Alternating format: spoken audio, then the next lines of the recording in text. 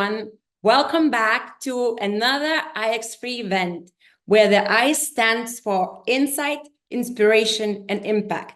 Because when we have an insight, it inspires us to act, which then creates the impact, which is what WSA and WSA winners in the community is all about, creating positive impact through digital technology. And I'm especially thrilled today to be joined by three amazing female entrepreneurs who are doing just that across the world, making impact and including more females into further amplifying and growing the impact.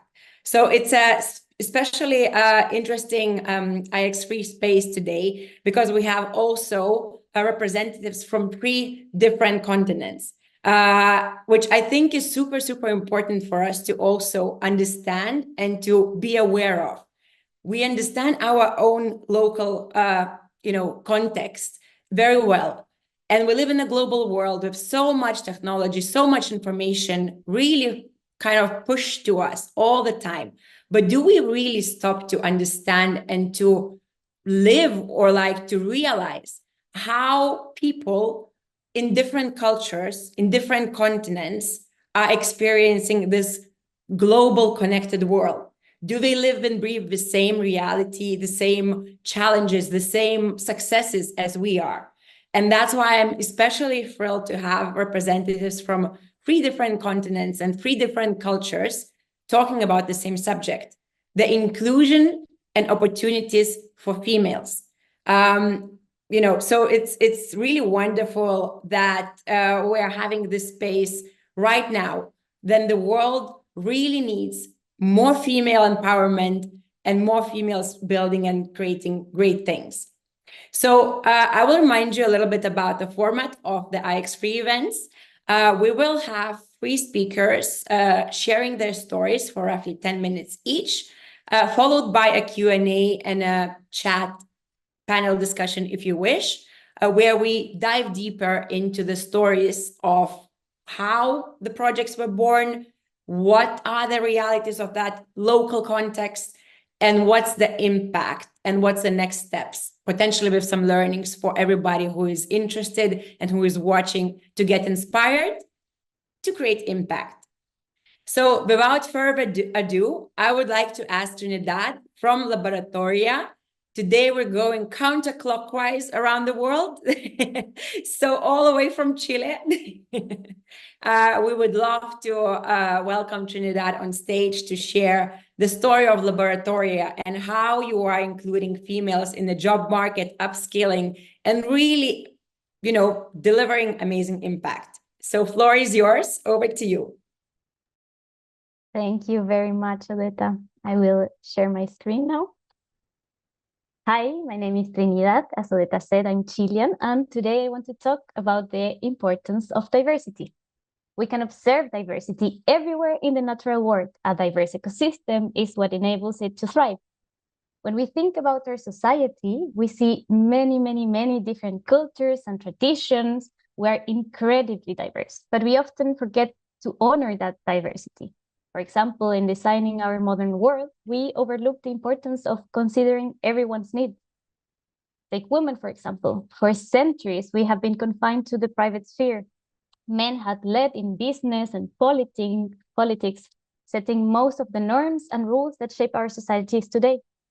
The world of technological innovation is no different. Although some of the first pioneers in computing were women in the 60s and 70s, by the 80s, as technology became more critical for business, women were sadly pushed out, so we didn't feel included. Women have been left out of so much more than just technology, but tech is not just another sector. It is the field that will define our future, and it's already changing how we communicate, how we live, how we work. It's what we're experiencing right now of me like talking to you through technology. And it will continue transforming every aspect of our lives. Although it has been challenging for women to enter the tech space, we have seen many, many examples of what can go wrong when we are not involved. Women and minorities are often excluded from building technology. For instance, Many smartphones and handheld devices are designed to better suit an average male hand size. Similarly, many office buildings set their temperature based on a thermal comfort model from the 60s, which is based on the metabolic rate of an average male. And more seriously, artificial intelligence, HR systems are often filtering out female candidates, considering male candidates to be a better fit. Even health applications have not considered menstrual factors in the calculation, which is crazy to think since 50% of human population live by these cycles every day.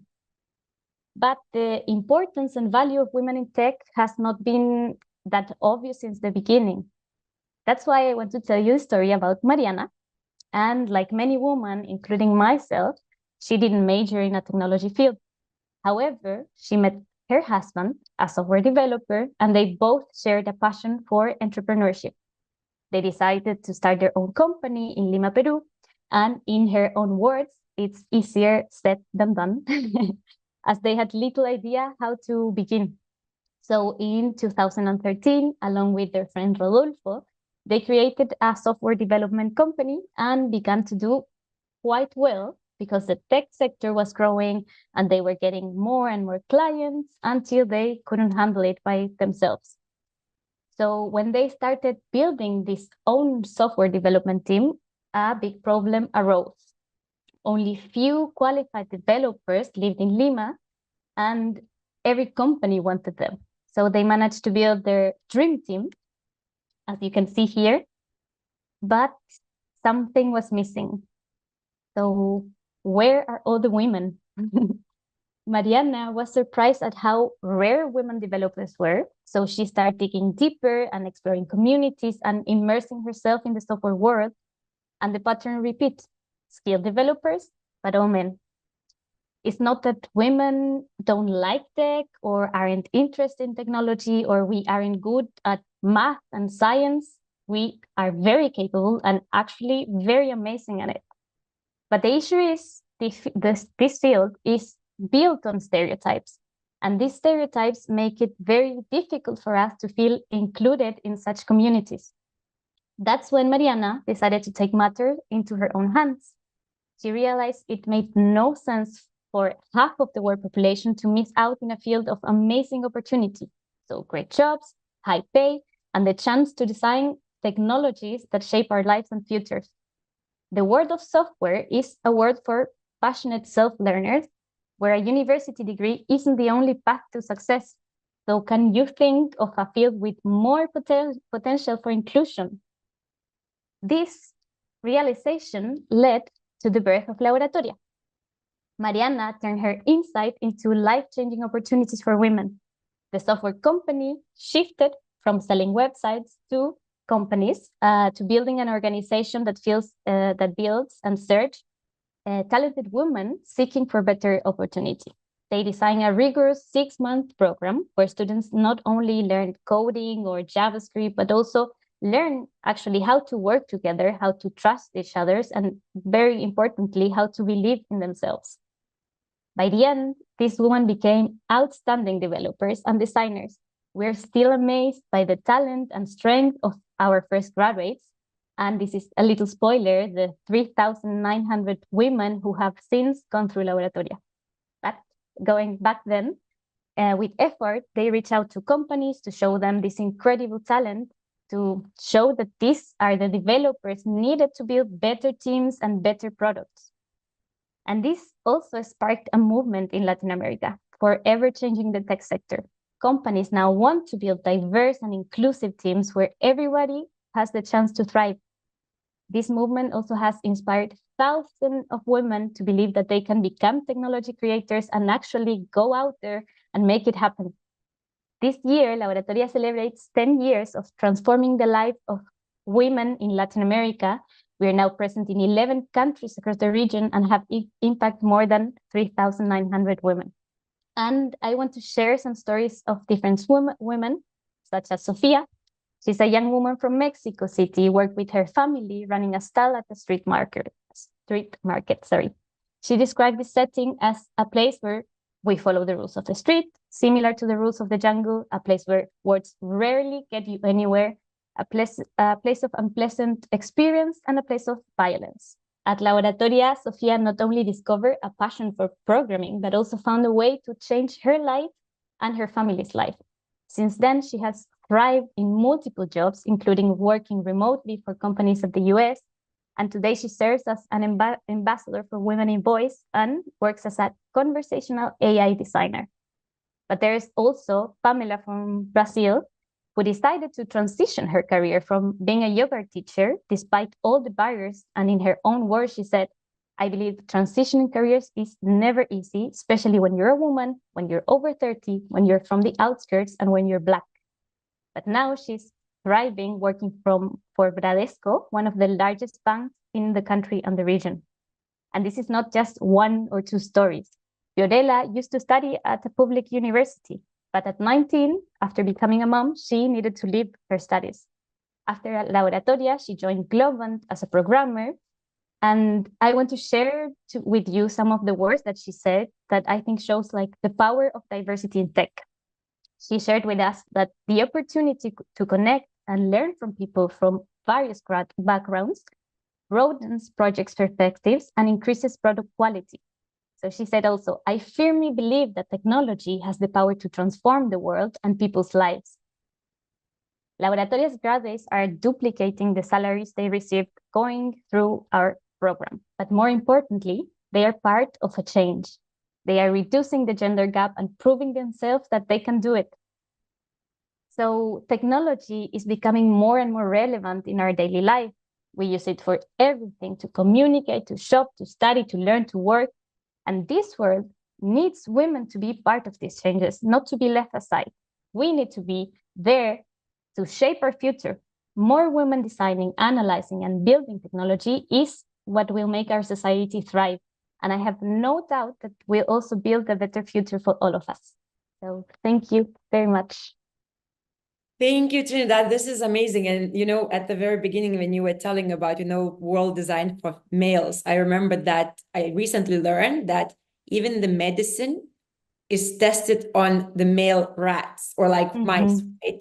And it's just crazy, really, to realize that and to think about it.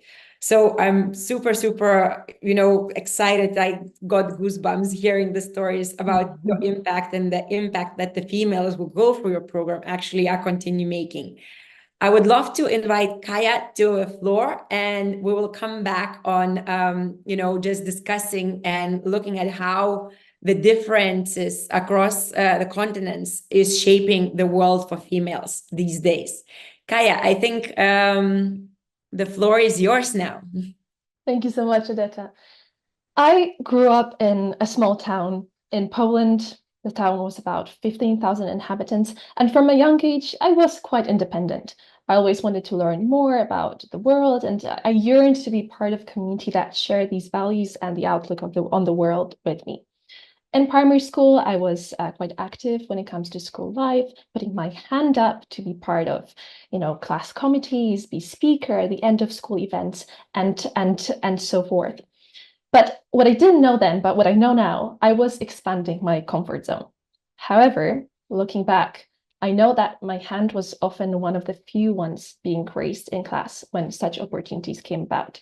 My peers, and especially girls, tended to be more quiet. And initially, the main opportunities that I could get involved with were more related to the academics. And as developmental and insightful they didn't quite equip me with these essential skills I know I need and am using now in my current life, such as networking, communicating my ideas effectively, public speaking, or digital literacy. Fast forward a few years, I moved to a larger city to continue my education in a bilingual environment where my bubble burst. I was exposed to more open-mindedness and opportunities through youth projects and social campaigns led by the students themselves. And this ignited my desire to engage in more socially impactful projects. And around the same time, on the other side of the globe, another young Polish girl shared my passion for making a difference. That girl was Zofia Kierner, the founder and CEO of Girls Future Ready Foundation. And she began her activism journey when she was just 9 years old.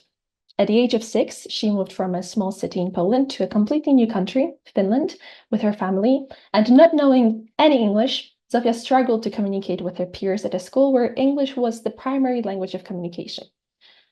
But as resilient as Zofia was and is now, these challenges lit up the first bubble, the first light bulb in her journey of creating social impact.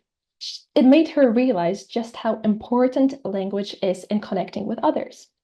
And one summer, while she came back to Poland while she was studying in a Polish school, she realized that her peers in Poland lacked the confidence and the resources to learn English, that the resources that she experienced while living abroad.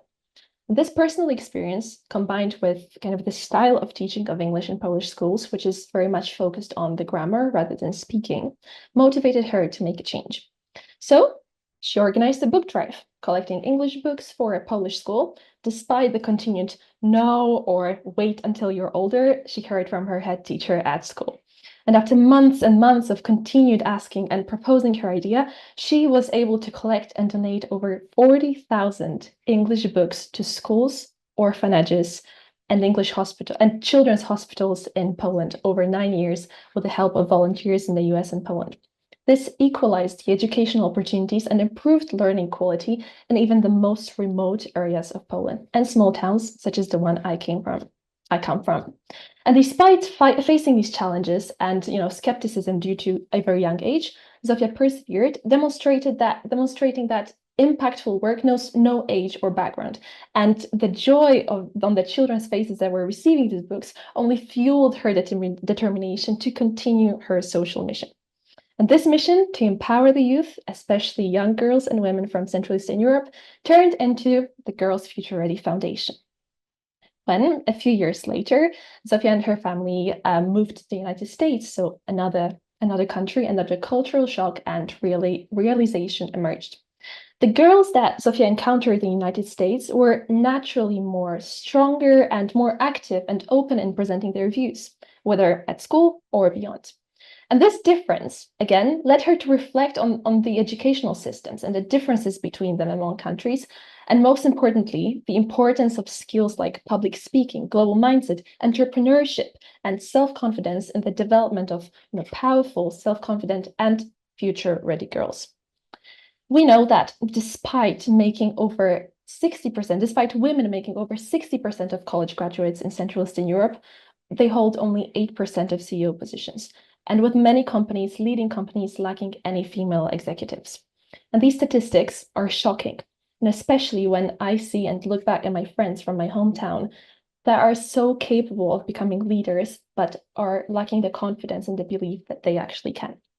I myself, driven by the feeling of self-agency and realization that there was a significant gap in confidence among my peers compared to Western countries, sought out opportunities to study abroad, where I ended up in the UK on an educational scholarship. And I wanted to learn from an environment that encouraged that self-confidence and practical skill development, such as regular public speaking competitions, networking sessions, business courses. And I then wanted to take those skills and give back to my community back at home. And similarly to Zosia, I noticed how much more confident girls in my new school were, and I wondered why I wasn't seeing that back at home.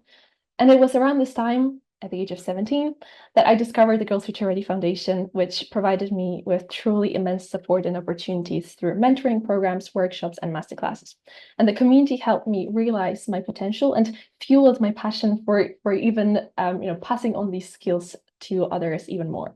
I'd like to say that before joining the Girls Future Ready Foundation from behind the scenes, where I am now working as a program director of one of the flagship programs, I went through all the foundation's programs, and this really helped me gain a better understanding of just how important the mission of the foundation is. And the Girls Future Ready Foundation provides girls from Central Eastern Europe, aged 14 to 24, with skills required for the future, such as networking, digital literacy, public speaking, and the confidence to do so. And the emergence of the Girls Go Ready program, which is one of the flagship programs of the foundation, was based on the realization that the self-confidence of girls in Central Eastern Europe is significantly lower than self-confidence of girls in Western countries.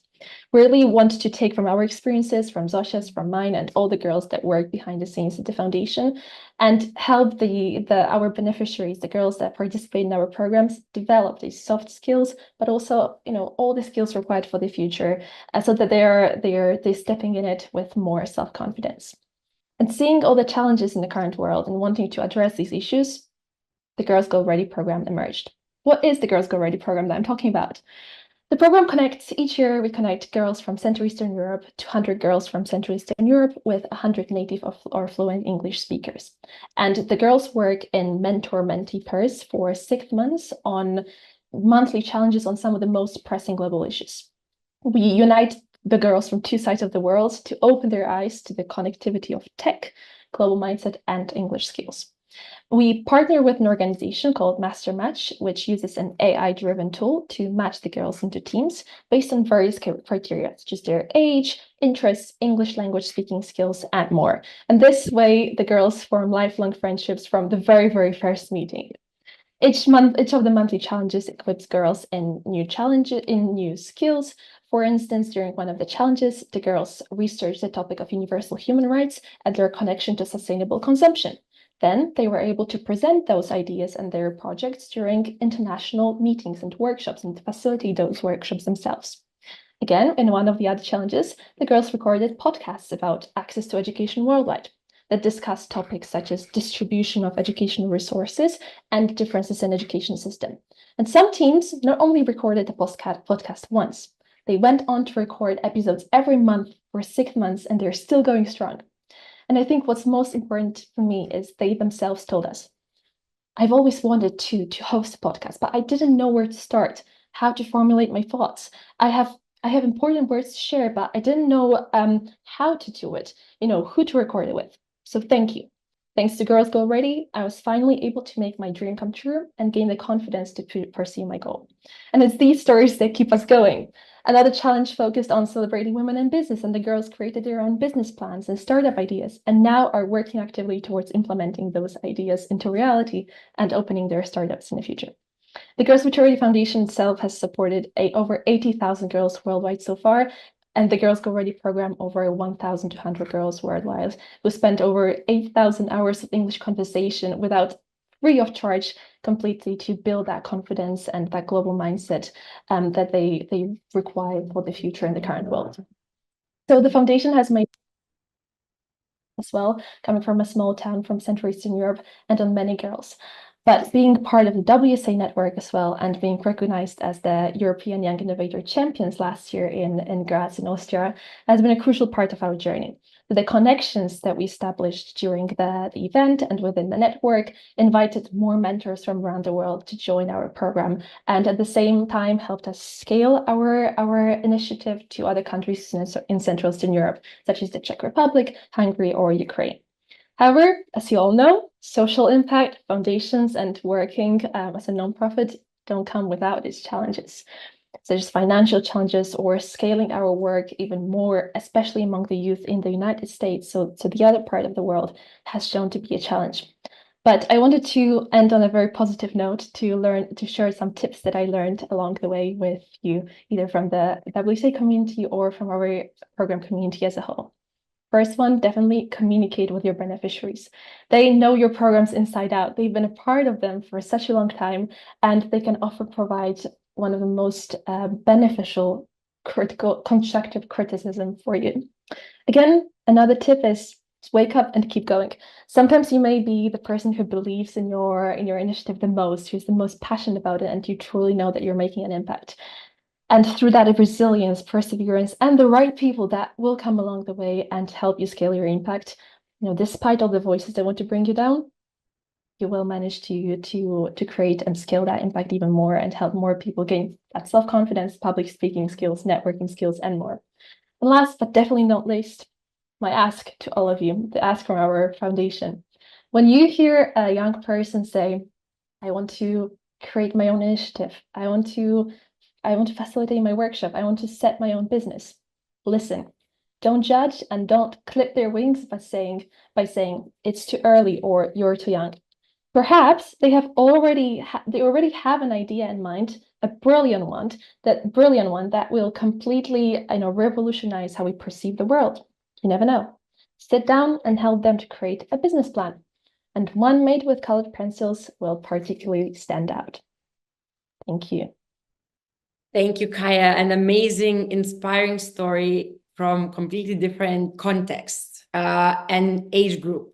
Something that also witnessed quite recently, that, a gap that is widening is not only like gender inequality, but there is also so much differences in terms of age and like how different age groups are actually living and experiencing the world. So it's very interesting that you bring that perspective. And I remember that I at the jury meeting for the, where we saw Girls Future Ready, I was inspired. And I was thinking that like, oh my God, actually, with programs like this, the younger generation females are so lucky to be living at the current time, because technology really helps to push the boundaries and to change the status quo. And what you guys are doing is just brilliant, really. So let's come back to that after we hear the third story of today from Lilith, all the way from Armenia, sorry.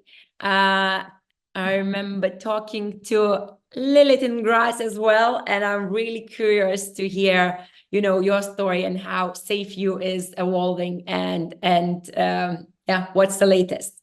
Over to you, Lilith. Hello, everyone. It will be a bit hard to talk after Trinidad and Kaya. There's inspiring and well thought talks, but let me share what I have to share. So the subject of today's conversation is women in tech, and I don't know what associations all of you have with these words, but when I read the guidelines on how to prepare for this talk, the first association that came to my mind, interestingly, was my grandma. And I know she's miles away from the picture of a female founder of a tech startup or someone in Silicon Valley, but she was in reality a telephone operator. And here I will share my screen, just a second. Telephone operator who worked in 1970s in Soviet Armenia. And if you don't know what this looks like, the telephone operators had to do basically the work that smartphones are now doing.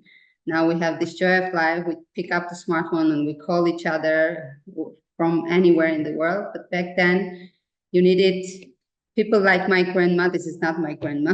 This is just a random picture from internet to communicate. So while men in the leading positions were overwhelmed with their power and making decisions without women at the table, women in general, women were like bees of the world, and who were doing the most essential work, caregiving, and basically doing the pollination, so-called pollination. And you may be interested why I'm talking about this, why I'm bringing all these old pictures. Well, first of all, because I read the guidelines, as I said, and I'm trying to do some basic storytelling here, but also because my grandma was basically first person in my family to be in tech.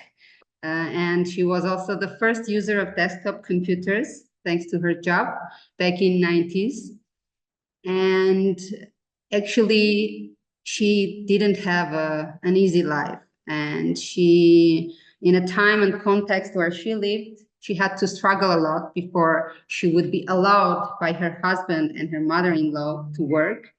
And even if she was allowed to work after some struggle, she had basically to give up to sacrifice everything, to her health, her well-being, as apart from working in a full-time job, she was also working on a second shift at home, as she was the main caregiver of her extended family.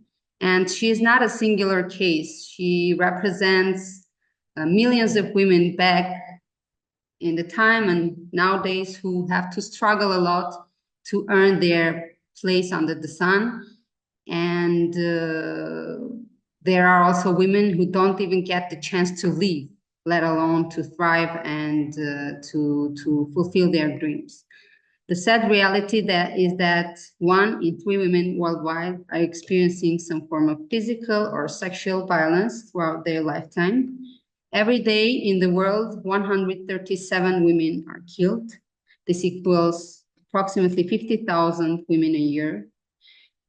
And fast forward several decades, in 2019, my very close friend, Mariam, was managing a research project called Geeks Against Violence. And that's when she came up with the first prototype of SafeU application. In 2020, when the COVID hit the world, we were both in our maternal leave. She just called me and said, "Will you join me on this mission, as I want to continue working on this direction?" The world was in dire need. Everyone from different media, you could hear that the domestic violence cases were growing every day.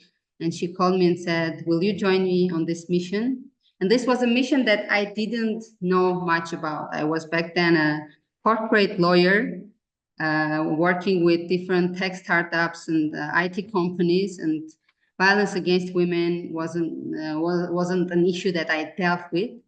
But I had at least two motivations back then to join her. First, because it was a journey which I joined with my friend, with a close friend, and this always makes, at least for us, the journey more meaningful and interesting. And the second reason, or this where I mean not a priority of a reason, but as I myself have two daughters, and I wanted to create for them a safer world. So in 2020, we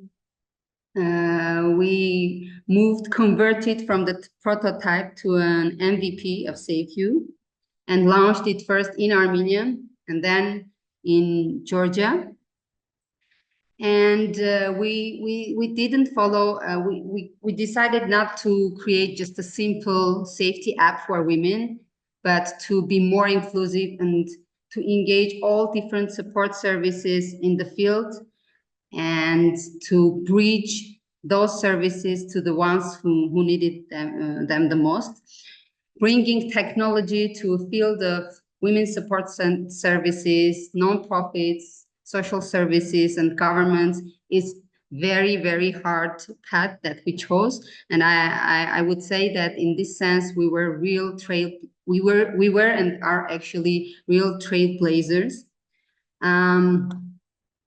And now if I look on the journey that we had for these past 4 years, where we were 4 years ago and where we are right now, this actually inspires me too, because now SafeU is active in 3 continents, over 5 countries, in US, Romania, Georgia, Armenia, and Iraq.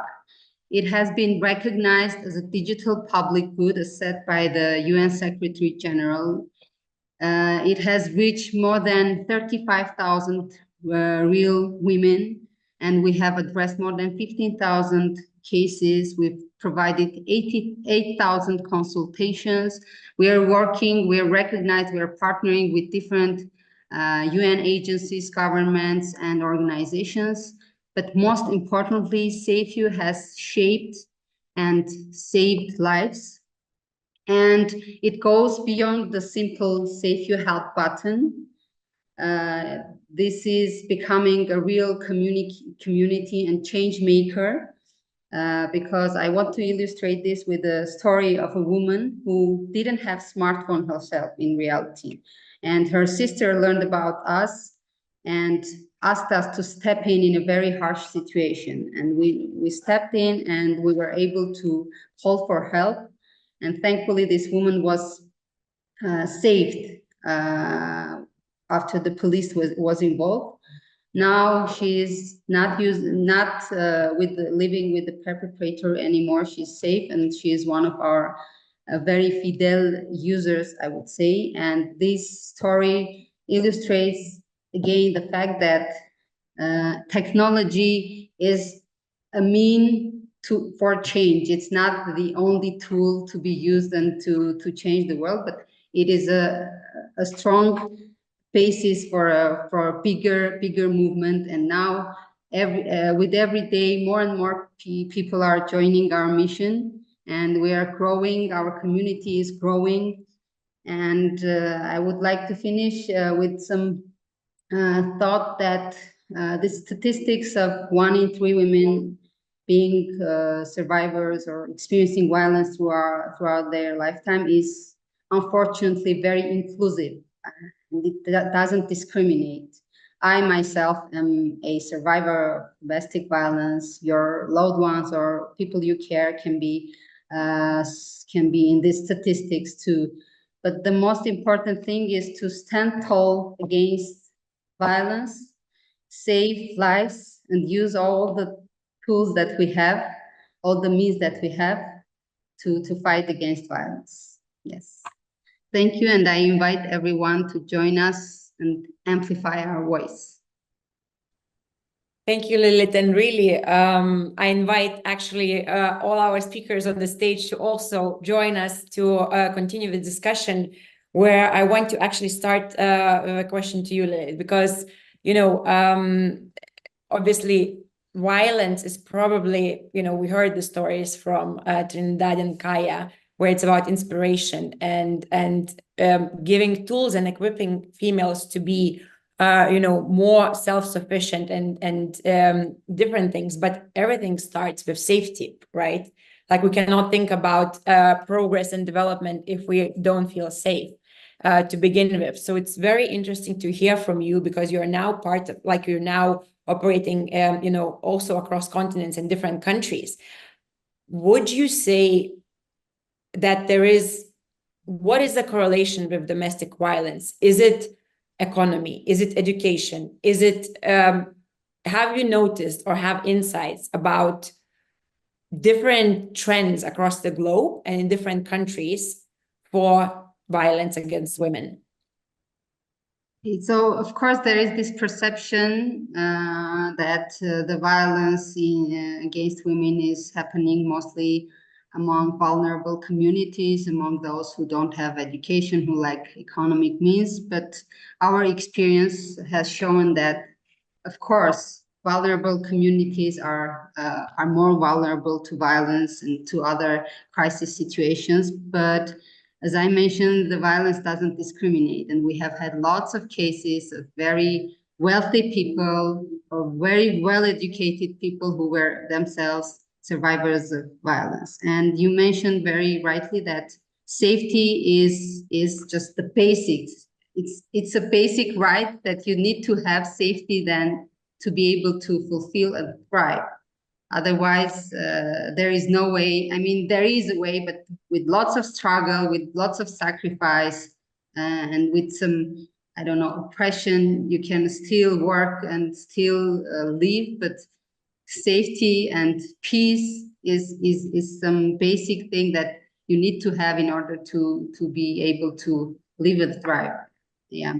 So to again answer your question, you need, of course, this safety comes, it's first of all physical safety, then economic safety, because we in most of the cases in violent situations, women cannot leave the perpetrator because for multiple subjective reasons, they are dependent on the perpetrator economically. And of course, sometimes economic violence is also happening. So that's why this is one of the most important and key factors to also invest in economic empowerment of women, because this also leads to oppressive relationship if the women is economically dependent on men.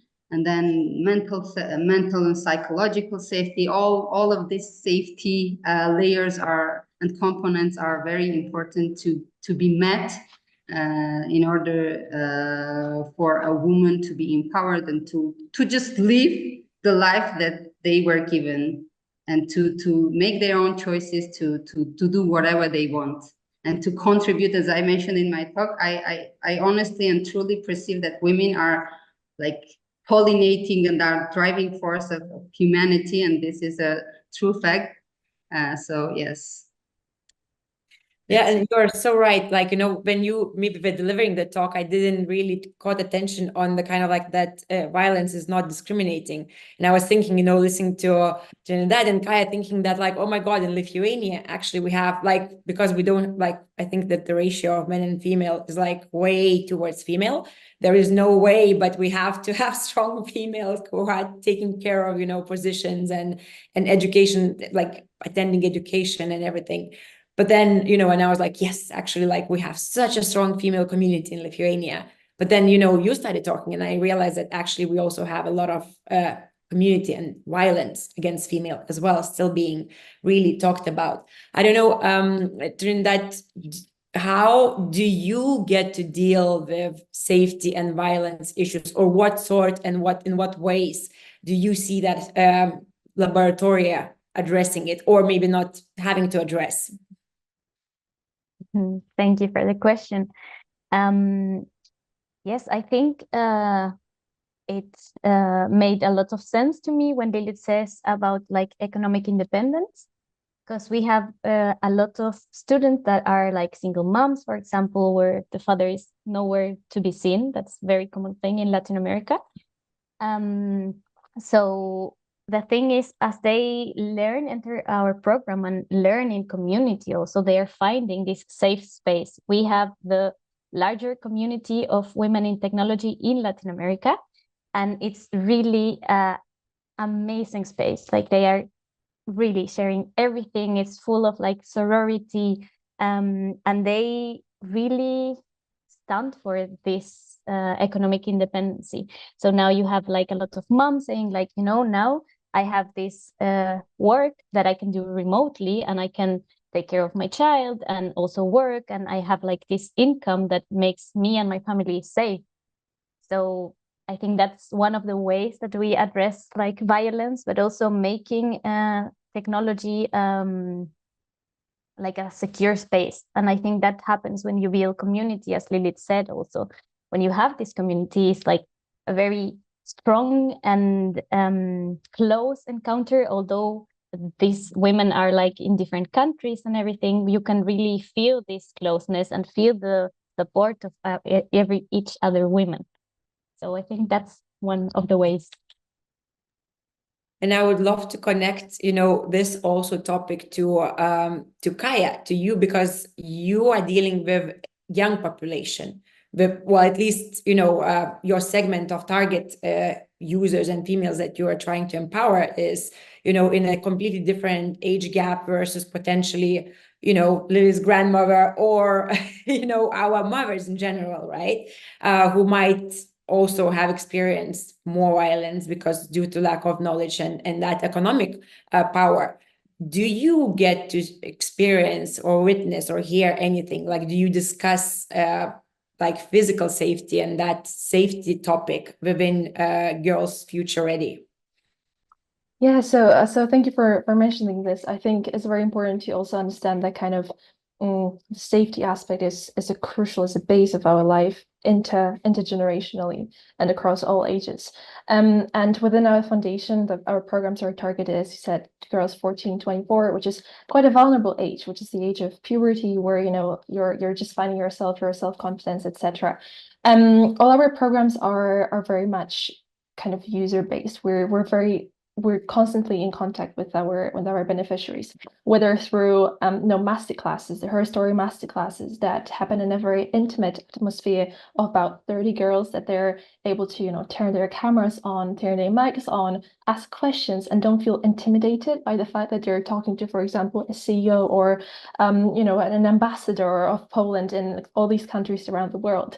Again, with our Her Story programs, where the girls are able to work one-on-one with mentors who provide that guidance and perhaps that safety. If they have any problems, they have somebody to turn to, either it's us or a mentor they're working with, and they're working on a project that they're very passionate about. And a lot of these projects address issues that the women face. For example, the girls organized conference is about, self-confidence and how to kind of use your potential to build it up even more. Or within the Girls Go Ready program, we offer services from a very professional psychologist that we connect the girls with, the girls who turn to us, or we can discuss with them, and we realize that perhaps they may need that assistance. So it's very much we're very much for the girls we support. So these are some of the aspects how we address that safety, especially kind of also from the mental health side, which is just so important in the current world. Absolutely. And I love how you touch upon confidence. I think, yes, you kind of like took that as the core lacking element in females, in girls actually going out and being the change that they want to see, being there for themselves, and all of this, right? The lack of confidence from your Kaya perspective, if we continue talking, where do you believe it comes from? Is it small towns? Is it, what do you think, like, what are the key elements that still to this day in this connected world, abundant information online on everything, and self-learning abilities and everything, where does that gap of confidence really comes from?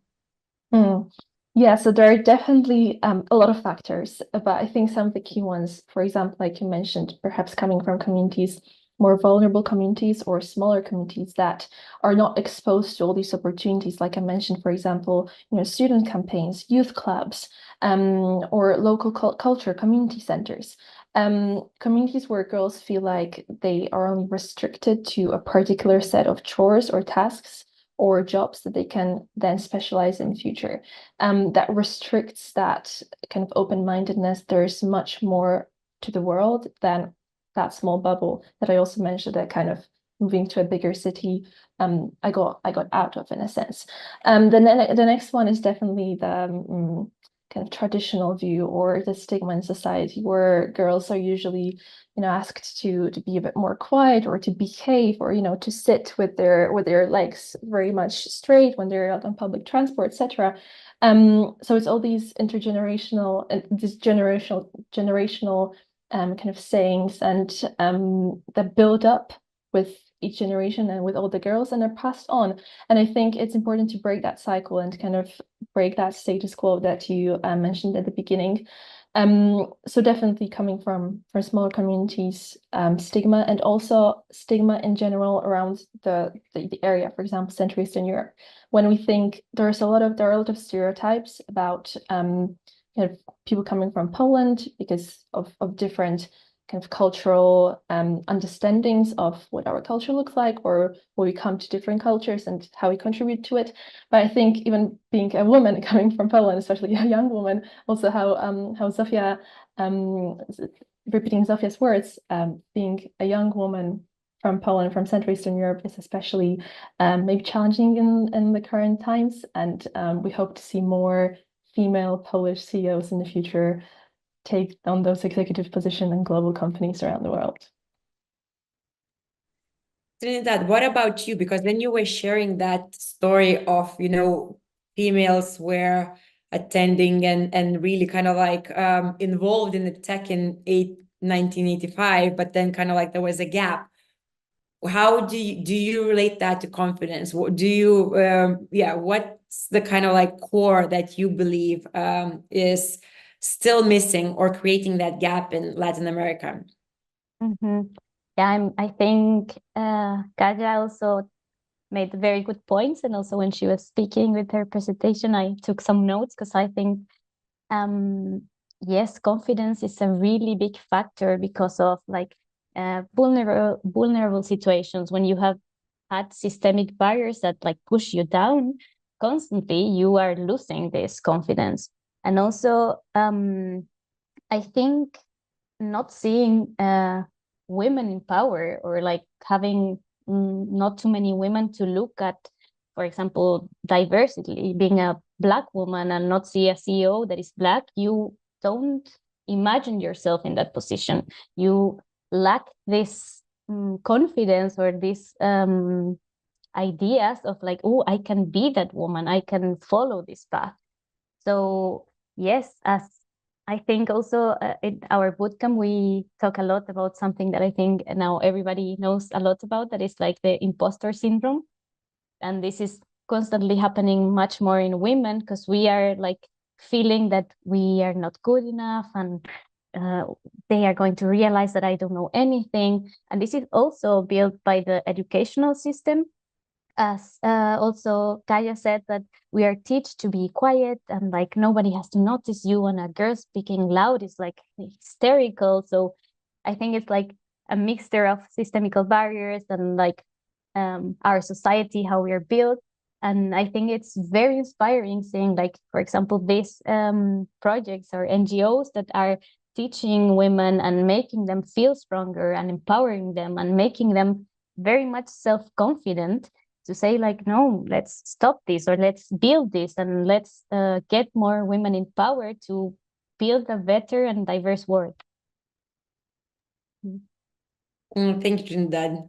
And Lilith, do you see confidence? Do you use confidence? Is it a word that resonates with your community and females that you work with?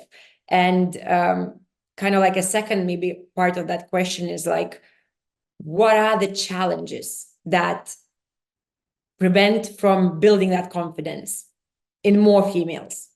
Of course, I can resonate with the word, and of course, it has direct links with also the subject that we were discussing earlier, because in many, many aspects, why victims of domestic violence or abusive relationships are not leaving the perpetrator, because they lack confidence, because they have this fear, and they lack of confidence in themselves, because they think that they cannot live without in an open world, let's say, because if the abusive relationship continues for a long time, it's sort of or consistent draining abusive relationship. It also drains the confidence within the victim. So that's why it is a crucial thing to give that power and to give that confidence to everyone, especially females, to believe in themselves, know that they are strong individuals and can live and thrive, do whatever they want, make their own choices, make mistakes, and it's not it's not the end of the world to make mistakes. So yes, the confidence is very much linked to the safety. When you're not safe, you're not confident. When you're confident, you can be strong and stand strong against the perpetrator and say that enough is enough. So these are all some linked things that we are also throughout our work trying to raise awareness, to put this confidence in our beneficiaries, users, or whichever word we use. Yes, so that's very important. And in terms, I know that we're running out of time, and it's such an interesting topic that I could discuss for ages, but I would really love to hear a couple of things, maybe, and I will go again in rounds. First, what are the key challenges that are, and obstacles that are preventing you from growing and as organization living the full potential? So that's one part. And the other part, on the more positive note, is like, what from your own work and what you're seeing and encountering, what would you wish or advise any female listening to this? And not even talking about tech founders, right? Let's not even focus on the tech or like being a founder or like something like that, but just as a female to female, having gone through your own life journey.